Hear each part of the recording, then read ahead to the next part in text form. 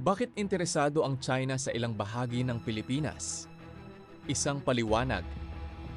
Ano nga ba ang dahilan kung bakit tila patuloy na interesado ang China sa ilang bahagi ng Pilipinas, lalo na sa West Philippine Sea? At bakit madalas nating marinig ang balita tungkol sa panghaharas o panggagambala sa mga barko ng Pilipinas? Sa video na ito, tatalakayin natin ang mga pangunahing dahilan batay sa kasalukuyang impormasyon at pananaw ng internasyonal na komunidad. Layunin nitong magbigay ng malinaw at balanseng paliwanag. Unang dahilan, estratehikong lokasyon. Isa sa pinakamahalagang dahilan ay ang lokasyon ng West Philippine Sea. Isa ito sa pinakaabalang rutang pandagat sa buong mundo. Malaking bahagi ng pandaigdigang kalakalan ang dumaraan dito bawat taon. Dahil dito, ang bansang may malaking impluensya sa lugar ay maaaring magkaroon ng mas malaking kakayahang protektahan ang sariling kalakalan at palawakin ang impluensyang militar at pang-ekonomiya. Ikalawang dahilan, likas na yaman. Pinaniniwala ang mayaman ng lugar sa iba't ibang likas na yaman. Kabilang dito ang malalaking pangisdaan na mahalaga sa kabuhayan ng milyon-milyong tao, posibleng deposito ng langis, posibleng deposito ng natural gas na maaaring makatulong sa supply ng enerhiya. Dahil dito, maraming bansa ang may interes sa lugar, kabilang ang Pilipinas at China.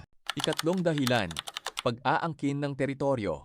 Inaangkin ng China ang malaking bahagi ng South China Sea, batay sa sarili nitong makasaysayang pananaw.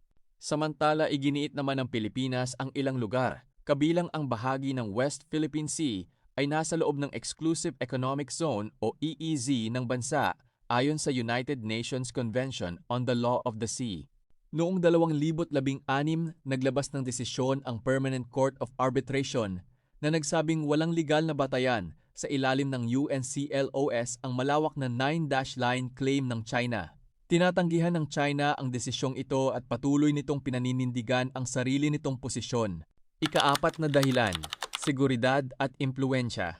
Mahalaga rin ang usapin ng pambansang seguridad. Sa paglalagay ng mga barko, Coast Guard at iba pang pasilidad sa ilang bahura at isla, nagkakaroon ng China ng mas malaking presensya sa rehiyon.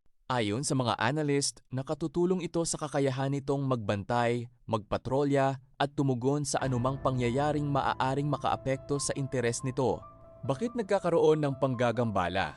Madalas nating marinig ang mga ulat tungkol sa pagharang sa mga barko ng Pilipinas, paggamit ng water cannon laban sa mga barko, delikadong paglapit ng mga sasakyang pandagat, pagpapatrolya sa mga lugar na inaangkin ng Pilipinas. Ayon sa pamahalaan ng Pilipinas, ang mga insidenteng ito ay nangyayari habang nagsasagawa ng resupply mission, pagpapatrolya o pangingisda sa loob ng itinuturing nitong sakop ng EEZ ng bansa. Sa kabilang banda, sinasabi naman ng China na ipinatutupad lamang nito ang sarili nitong pag-aangkin sa mga lugar na iyon. Dahil magkaiba ang kanilang pananaw tungkol sa pagmamay-ari ng mga teritoryo, nagkakaroon ng tensyon sa dagat. Epekto sa Pilipinas. Ang sigalot na ito ay may malaking epekto sa kabuhayan ng mga Pilipinong mangingisda, seguridad ng bansa, kalakalan at ekonomiya, relasyon ng Pilipinas sa ibang mga bansa. Patuloy ring nakikipagtulungan ang Pilipinas sa iba't ibang kaalyado upang mapanatili ang kalayaan sa paglalayag at ang kapayapaan sa rehiyon. Sa kabuuan, hindi lamang simpleng usapin ng pagmamay-ari ng isla ang dahilan ng tensyon sa West Philippine Sea. Nakaugat ito sa estratehikong lokasyon, likas na yaman, pambansang seguridad at magkakaibang pananaw tungkol sa internasyonal na batas.